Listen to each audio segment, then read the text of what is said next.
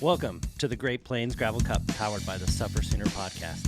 If you're into riding gravel or just love a good challenge, you're in the right place. This is where we bring you all the gritty details from the world of gravel racing across Kansas, Missouri, and Nebraska. We'll be covering 6 premier events, including Flint Hills, Open Range, Mule Skinner, Rock Ridge, Solstice, and Pony Express. All gravel, all awesome. Each episode will bring you stories from the leaders, race directors, first-timers, and some truly epic moments from these events. So buckle up and join us as we explore the heart of the gravel world. One race at a time. All right, guys, welcome to the SufferSooner podcast. We're talking with Joe from Solstice Gravel, and this is the 4th stop on the Great Plains Gravel Cup. Number 4 already. Number 4 already. It's flying by. I know, man. Well, I know we did the mid-season sort of recap right before Unbound, and we said how fast it had flown by, and then you just blink, and next thing you know, we're already into the 4th race, and starting the back half of this thing. And you know, the worst part about it is Unbound gave us the first hot day of the year. Yeah. And I'm afraid that we're going to find out here in a couple of weeks it's not going to be the last hot day of the year. It's going to be hot out there.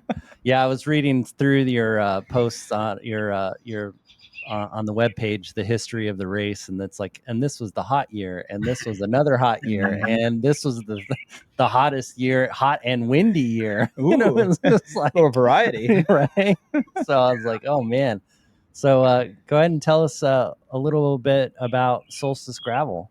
How it started with an idea with another individual back in 2017. Everybody knew about gravel worlds around here, and that was the big race, 150 miles. But there wasn't a lot of smaller training rides, so to speak. Mm-hmm. And so we kind of came up with the idea of having a 100-miler, and like the month before Gravel Worlds, or a month or so. And so we started planning this, and it went really well. And then the person that I was doing this with up and decided that they didn't want to do it anymore. So this was about maybe 3 months before the race, and I had already opened up registration. And that first year, we were trying to get 100 people. We ended up having 55, which I thought was pretty good for a new race. Good turnout. Yeah. I had only been riding gravel myself for probably 2 years. But everybody that came said, this is great, a grassroots gravel event, and we had it in a little bitty town of Pleasantdale, which is, it's south and west of Lincoln. Yeah. And so it went well. The next year, we decided, let's try this again. And we moved it up to Malcolm, which is another little small town, almost straight west of Lincoln. And we had it there for 2 years, and it went really, really well. That first year, we tried to get 100 people, like I said, 55, I think. The next year, we tried to get 150, and we got 138. Wow. And the next year we sold out, and then we started bumping up the races. And the first year we brought it down to Beatrice, where it is now, was 2020, and that was the year of the pandemic. Everybody remembers that. So we try to forget it. Yeah, right. Like everybody that year, we had to move our race. It was supposed to be. It's always around June 21st, which is my birthday. So. I've always said, what a great time to have a birthday party, invite 300 or 400 of your best friends come ride bikes with you. Nice. Get a ride. But so we pushed it off to the fall that year. Everybody pushed their races around. And so we called it the Equinox edition, because it ended up being right on the fall equinox instead of wow. Good timing. Yeah. So it worked out really well.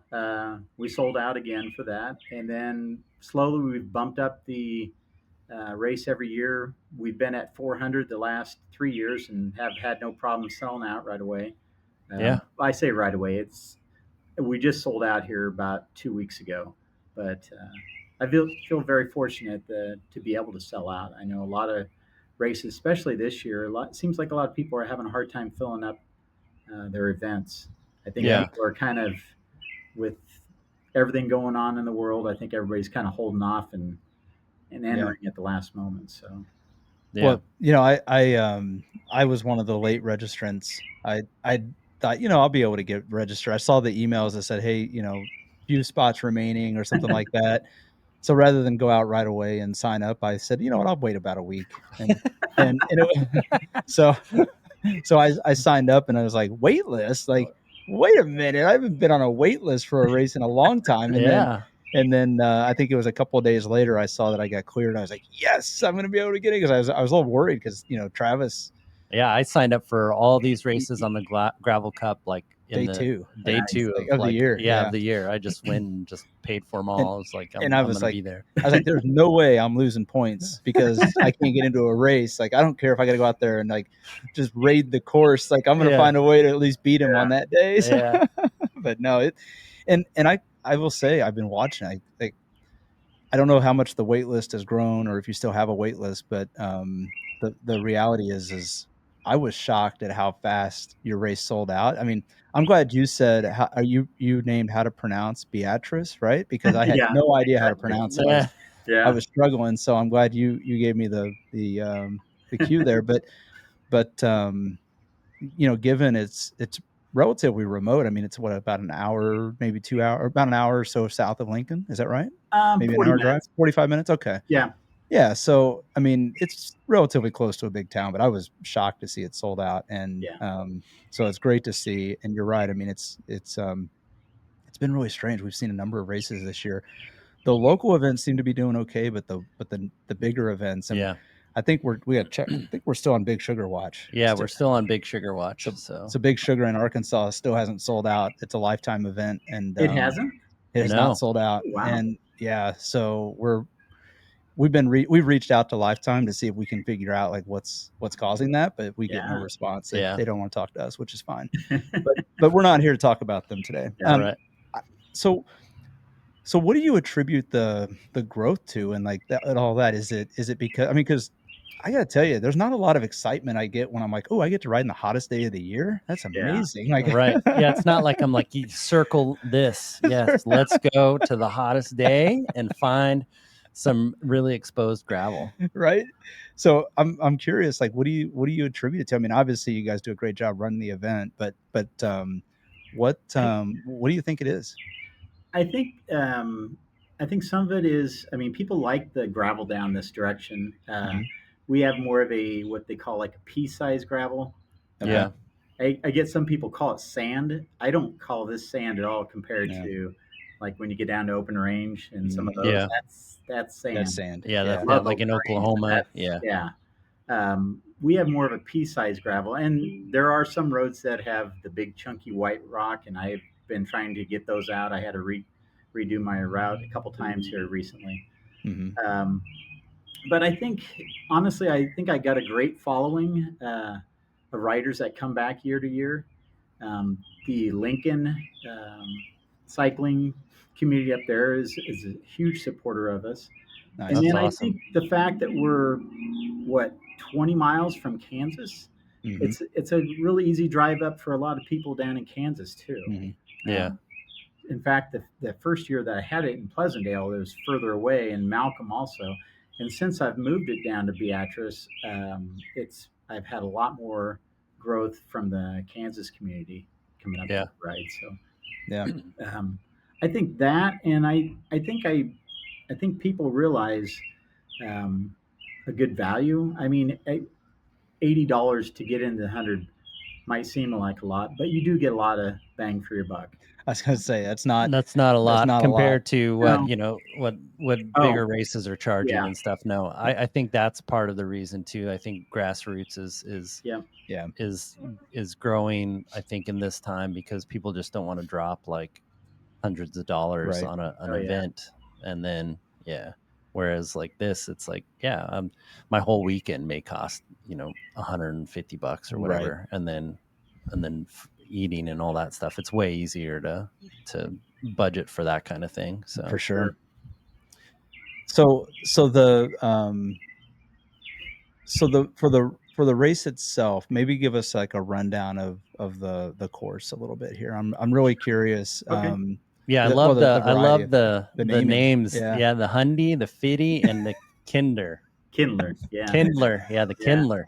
There we go. The Kindler, I came up with that. That's been going for a while now, but I thought it would be kind of neat to name a race after something that kind of kindles somebody's spirit to get into gravel racing. Yeah. You know, I did the Hundy for the first, well, maybe it was just the first year, and then I came out with the 50. Everybody wanted it something in between. Mm-hmm. And then I still had a lot of people that were like, new to gravel, that 50 miles was a lot. And it used to be, the 50 used to be 50 miles, but Yeah. kind of kicked it up here a It's couple years. 50-ish now. Yeah. Yeah. What is it with you race directors and Yeah. the ish? I know. Like, And the come ish on. part, right? Yeah. I tell everybody right ahead of time and everything that's 66 miles this year. And so try to get it out there so people aren't surprised. But I still have people go, what? Yeah. You know what? More bang. Yeah, More you're bang for getting your more. buck. You're getting more course Yeah. for your I I'm mean, not dollar. even going to charge them anything extra. That's right. Yeah. So, $1 per mile. It just gets better and Yeah. better. It's just better if we just go and ride longer. so can I hold this up? Can you see this? Yeah, go for it. Is Yeah. it backwards or can you see it all right? No, we can see it good. Yeah, we can see it. Yeah. And we'll So, pull in some maps and stuff too. okay. Yeah. So everybody, all the races will start the same direction, and we'll have a staggered start. So the Hundies will take off first. The 50s will take off 15 minutes later, and then the Kindlers will take 15 minutes off after that. Yeah. Everybody will head up north of Beatrice and jump on. There's a little trail, limestone trail, and you'll be on that for about a mile, and then you'll come to a little bitty town called Pickerel, Nebraska. We'll have a small stop there, which will be mainly water. This is at like mile 11. So Okay. you're going to find for like the Hundies, for the real racers, they won't even stop there. Yeah. Just blow past that. The Hundy riders and the 50s will keep going up, and they'll go to Adams, which is a fairly small town. We'll have a big sag up in their ballpark. They have a big baseball field and park there with restrooms and everything. From there, the 50 milers will come down to Philly, which is another little small community. We've rented out their community hall there. We'll have a big sag there, and then they'll head back to Holmesville. There'll be a big sag there, and then back to Beatrice. The Kindler will go up to Pickerel and then straight down to Holmesville. And then the Hundies, I'm getting a little bit of wind here, sorry. The Hundies will continue on and go to Sterling, which is a cool little community. There'll be a gas station stop, which I've never had on any of my races. Nice. Everybody always says, I wish you had somewhere place that had hot food like pizza or something. We always have really good, well-stocked sags, but nothing. Need hot food on a hot day. Yeah, right. Yeah, nothing says success like a slice of pepperoni pizza on a 115-degree day. Yep. Yeah. Indeed. So from there, they'll head down and go to a little small town of Crab Orchard, where we have the community hall rented for there, and they've got bathrooms and a full sag there. Then they'll head back to Philly, and then back to Holmesville. And Holmesville is going to be manned by Cycle Works, the bike store in Lincoln, and Pirate PCL, Pirate Cycling League. Nice. They're going to help us out with the SAG. They've helped us out in the past when they were part of Gravel Worlds, but they're going to help out Cycle Works, and they're going to be manning the big SAG there in Holmesville. And so all three distances will be going through there. So that'll probably be the biggest SAG. Obviously, Pickerel, all three of them will be going through there too, but I don't think that many people are going to stop 11 miles into the race. So Holmesville will be the busy one, and they'll have everything you need. All the SAGs will pretty much have plenty of pop and water and, electrolytes, food, all that stuff. Everything. Yeah. Pickle juice. Pickle juice. Yeah, I love the pickle juice. There you go. So, how would you describe the course conditions as a whole? First, like for the hunt, let's start with the Hundy first. Like just generally, you mentioned the pea-size gravel. Is it generally a fast course, or are there technical or chunky sections? Are there areas that people need to look out for? Well, something that my races are always known for is I like to try to throw on as many MMRs, minimum maintenance roads, as I Yep. can. Okay. Okay. Um, Good. I don't I don't know right offhand. I forgot what I have for miles of MMR on the 100, but I'm going to guess it's probably like 15, 16 miles of dirt Nice. roads. Okay. Okay. Anytime I can find a dirt road, I try to include it. Okay. Nice. I mean, not only are they usually nice and smooth, if it's a totally rutted out thing, I don't like to put those on. I Yeah. have in the past, and I've had people crash on them, and that's not Yeah. good. So if it's too rutted up, it's great for an adventure ride when you're with friends and stuff, but not a race. Yeah. Yeah. So we try to mix in quite a bit of the MMRs for people. Seems like they like that. Yeah. Um, there's always going to be a lot of climbing with the Mhm. Solstice. I mean, you look at Nebraska, you wouldn't think there's a whole lot of hills around here, but there is. You're We'll get you're you. still in the you're still in the part of the state where you get some like the glacial hills and things like that in that area, or am I Yeah, too far off on my we're geographic areas? there's when you get like up to like gravel worlds and stuff, you get up into the what's it called?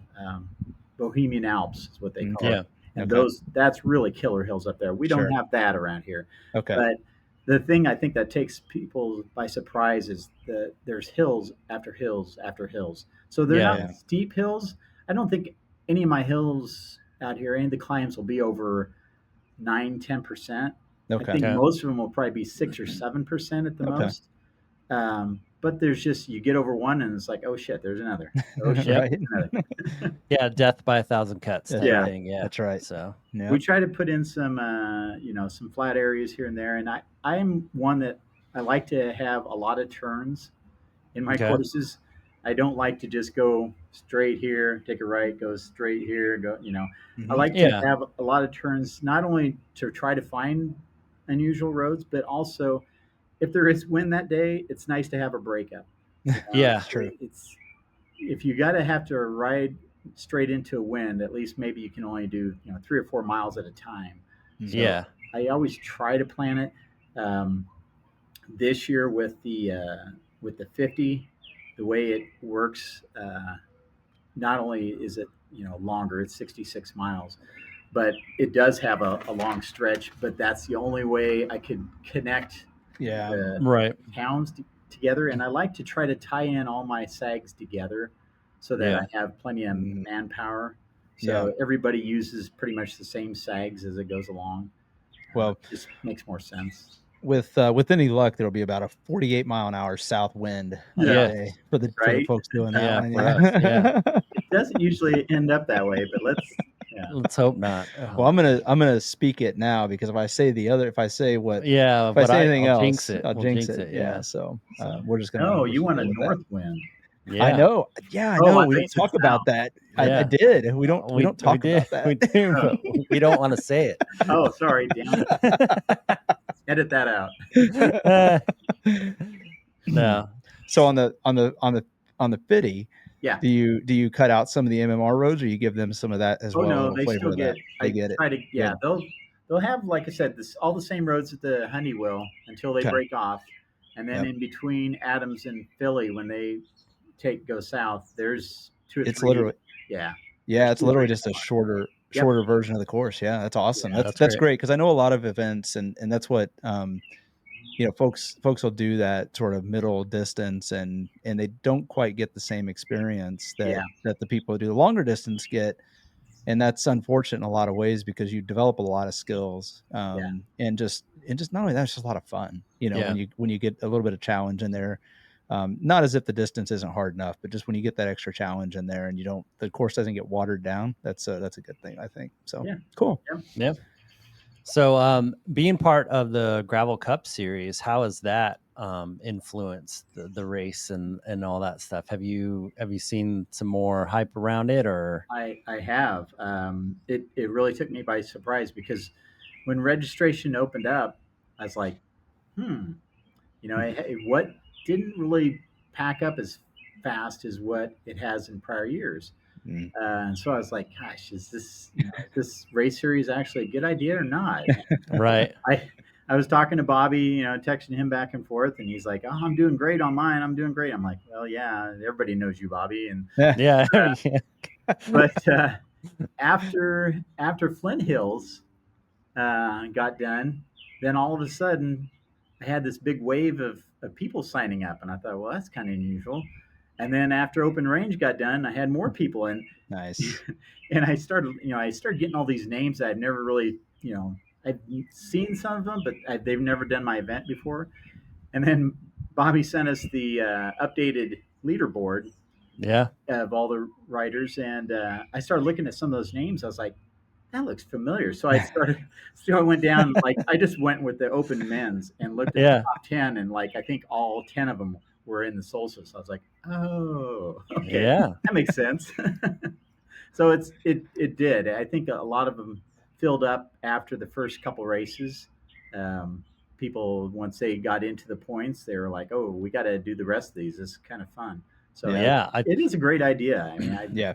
Yeah, we've really enjoyed it. I mean, we're not, racing for, top spots, but we start to know, like, we've raced with the top women, and we've been in groups with them, and we've been with some awesome. of the top masters and stuff, and just everybody's, and you find at some races that you just go to the race, you kind of do the event, and then you just kind of like whoever's around you, that's who you kind of talk to and stuff, Yeah. and you just kind of have that experience. Now you're going race to race, seeing the same people, and they're like, oh, I got to watch out for so and so because he's in my age group, and you're just seeing this dynamic, the race within the race playing out, and everybody's paying attention to everybody else. I think it's great. It just makes it more like gravel's fun and like enough, Mhm.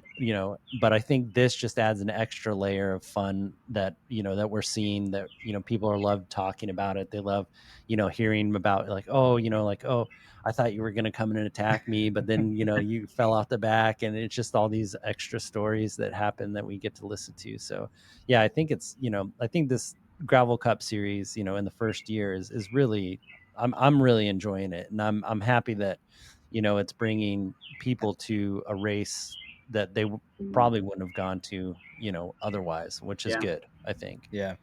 I think too the competition, it's a friendly competitive spirit. Yeah. It's like you're friends on the course until you're not. Yeah. Like you see it, like you mentioned we've been with some of the top females, and then also the masters, and it's like everybody's all friends in the first 20 to 30 miles, but man, that middle 20 to 30 of these races, Yeah. it starts to tense up a little bit, and you can just kind of see the calculations playing out, and then next thing you know, the attacks start happening. It's Yeah. like, yeah, that It's good. friendship, it's gone. Yeah. And then you see these alliances where you would have, you have women working with the masters, and you have, like the masters working with other people, like trying to get the groups to go, where you wouldn't see any of that Mhm. happening in a regular, just everyday gravel race.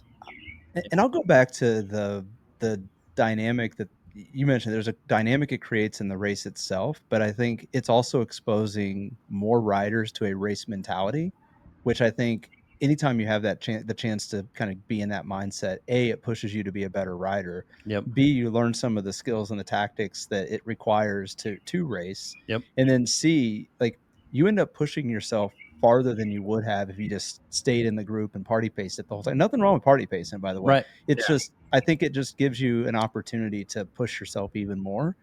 And I'm telling you, we've seen some of these folks, like you would, we've heard it from them. Like they would never have thought about being in some of these groups, but the fact that they form up and then you start working, and it's Yeah. just, it is so much fun. Yeah. It's creating a whole different environment within these races. And I think the events that are a part of this cup are obviously getting a lot of benefit from it, but just making the events that are already great, it's Yeah. making them even better. Yeah. So yeah, So it's great stuff. Um, so on the as far as the course, so do you mentioned you have a lot of return athletes, return cyclists. Ha- have you had the like repeat winners? I'm just curious, like, is there a favorite? Do you see like a favorite athlete emerging as the winner here? Or do you think it's going to be pretty wide open, given you've got so many new faces coming in from out of town? Yeah, I don't know.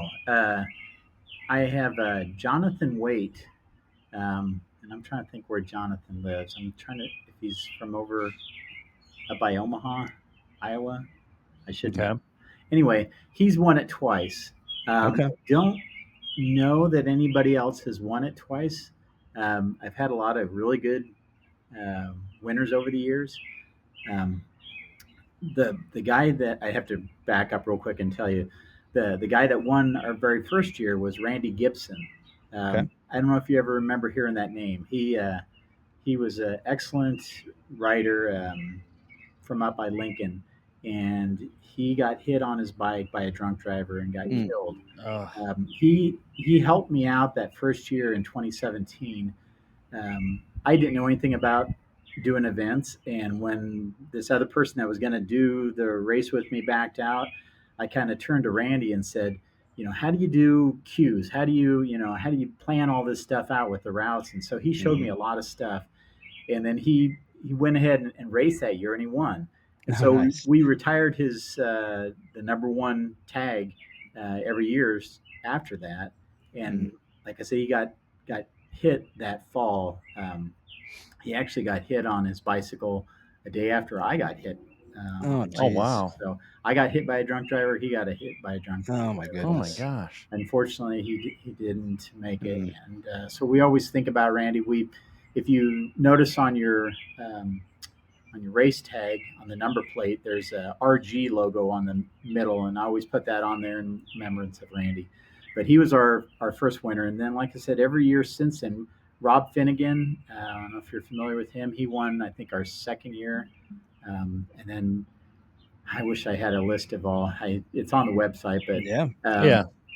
So, as far as who a favorite is, I think everything's out the window with this point series because I think there's going to be a lot of good racers coming up. So yeah, I can't wait to see how the front group, like we're going to see them for about 5 seconds after the start. The rollout. Yeah, and it's going to be fun to watch it take off, and then like, see you later, boys. We're going to be right here hanging out. So I'll be back here in the chase pack. Yeah, right. Yeah. So any tips that you'd offer riders, whether it's their first time or return, like what are some tips that you might offer them for the courses? I just tell everybody, just honestly, unless you are really trying to go for the points, have a good time, enjoy yourself, look around. I plan these courses to try to get off on some neat roads and some cool scenery. I don't like to take people on any paved roads. Every once in a while I might have to do a little section coming into a town or something. But if I see a cool barn, if I see a cool bridge, some trees, cut through somewhere, I always try to do that. So I tell people, take your time. If you're not going to out there to kill yourself and try to, get in the top 10, enjoy the ride and take advantage of all the sags. Like I said, we keep them fully stocked with, ice and any kind of food you can think of. I mean, we try to keep them. From day one, I always said that this was a self-supported race. I got it in the rules as self-supported. Right. The truth of the matter is I end up having all kinds of stuff. I mean, we got all kinds of bars and everything. So sure. We try to keep people nutrition throughout the race. We got scratch, we got goo, we got, I'm trying to think what all my different sponsors are. But we do a pretty good job of stocking that stuff. So I tell people to enjoy themselves and then stick around afterwards. The place where we have this, that we hold it every year is there's Beatrice Ball. I'm trying to think what it's actually called. It's the Little League baseball field outside of town here. And it's nice because it goes on to the gravel right away. It finishes on gravel and we can get out of town really easy on gravel from there. But we'll have a catered meal afterwards. And it's a neat little road that everybody can just pull up their chairs and sit in. We got a beer garden. You can sit in the shade, eat food, watch your friends, finish and stuff. We have showers. So if you want to take a shower and wait around and cool down, and we're within like 3 blocks from our local brewery. So some people will go and hit the brewery for an hour or two and then come back and watch people finish. I give all the finishers a token for free beer at the brewery, and everybody gets Always a free take advantage meal. of that. So yeah. Well, and it sounds like too, like you know, there's like cute little like quaint towns too that you roll through. So it's kind of nice to like, you know, see that kind of stuff too. And I'm sure like, you know, the people in the towns kind of know that the race is coming in, and you know, there's like support. I think, you know, we saw this, you know, a lot in a lot of the other races too, is like these towns like are amazed, you know, that there's people riding through their roads and Yeah. you know, on bikes. Yeah.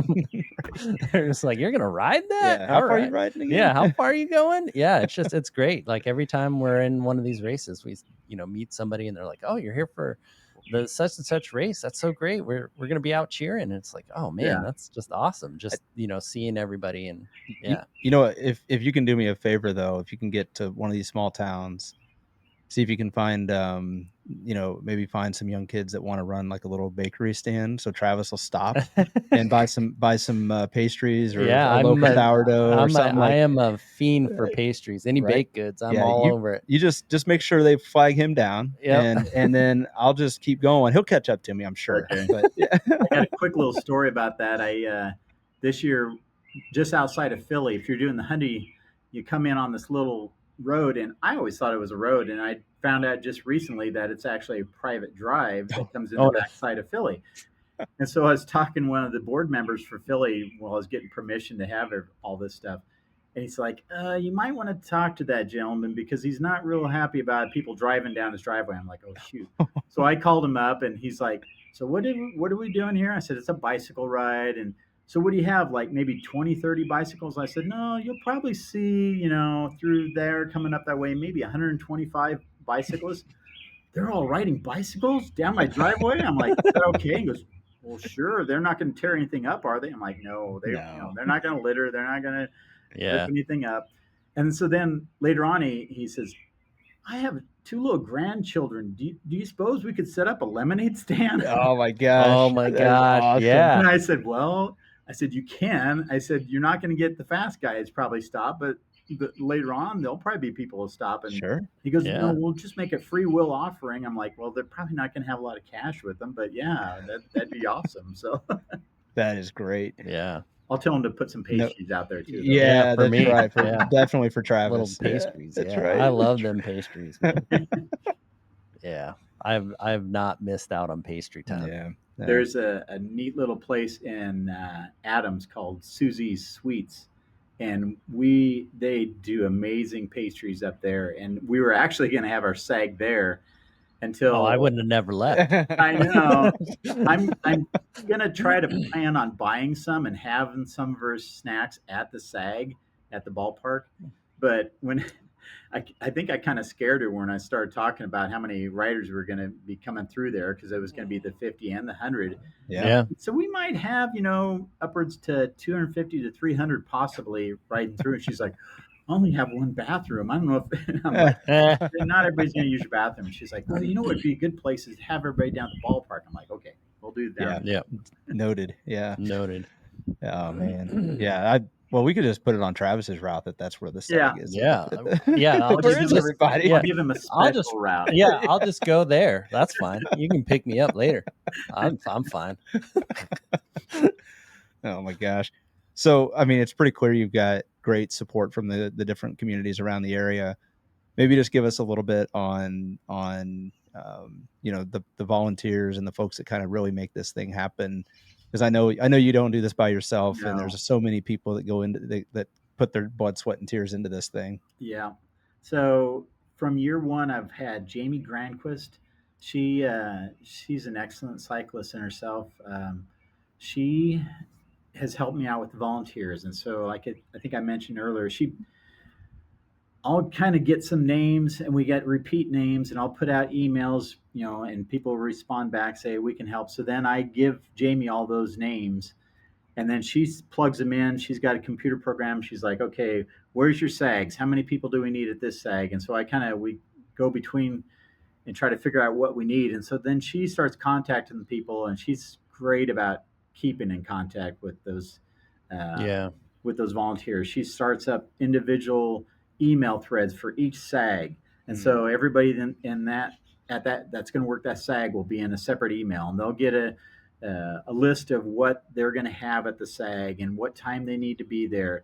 And then I always have my SAG set up too, where when this SAG closes up, it's going to move on to down the road like two towns and take the leftovers to down the road. So Yeah. you can utilize those instead of them all coming back to the finish line. So she sets up all that ahead of time, and Jamie just does awesome for that. That's Wow. awesome. That's great. It's kind of been Jamie and I running it, and obviously my fiance Katie, she's been my backbone for the last 8 or 9 years. So she helps me out behind the scenes with everything.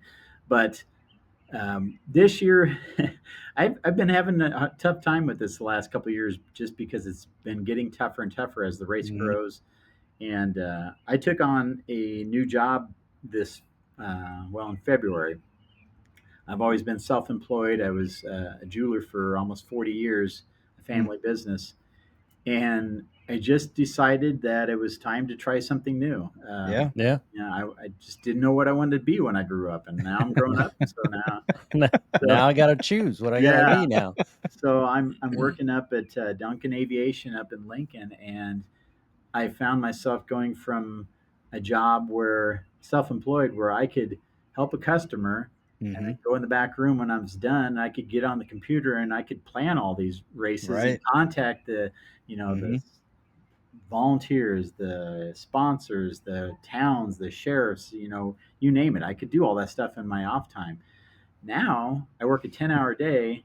I get two 15-minute breaks and a half-hour lunch, and then I get home and I'm bushed. And so it's been really tough this year, getting everything done. So I called in for supports, and so I have Craig and Corey, who used to be with Gravel Worlds or with Pirate Cycling League. They're helping me out just with their knowledge on stuff. Jen Carlson and Josh Shear, they've been behind doing.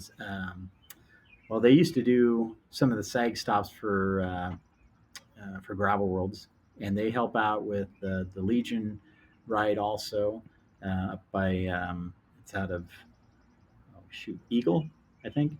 Anyway, they're really good, so they came on board and they're helping out. I'm trying to think of who all I got here. Sorry. No, you'll leave. No. I guarantee you'll leave somebody out. I know. Oh, I should have said so. Jamie's husband, Mark, he's always been helping us every year, so he's there. Katie's there. We have Colleen Schoenwise, which she takes care of my the finish line as far as the food, the beer garden. She has all the catering licensing and stuff like that. So she goes to the city and gets that all lined up. So we have don't have to worry about getting any permits. She does all that for me. You got a small army working on this thing. I do. Yeah. I'm very fortunate. We tell people all the time, like people don't think about how much goes into these events and how much planning it takes, and like the life of a race director is not all glitz and glamour. I know that's hard to believe for people.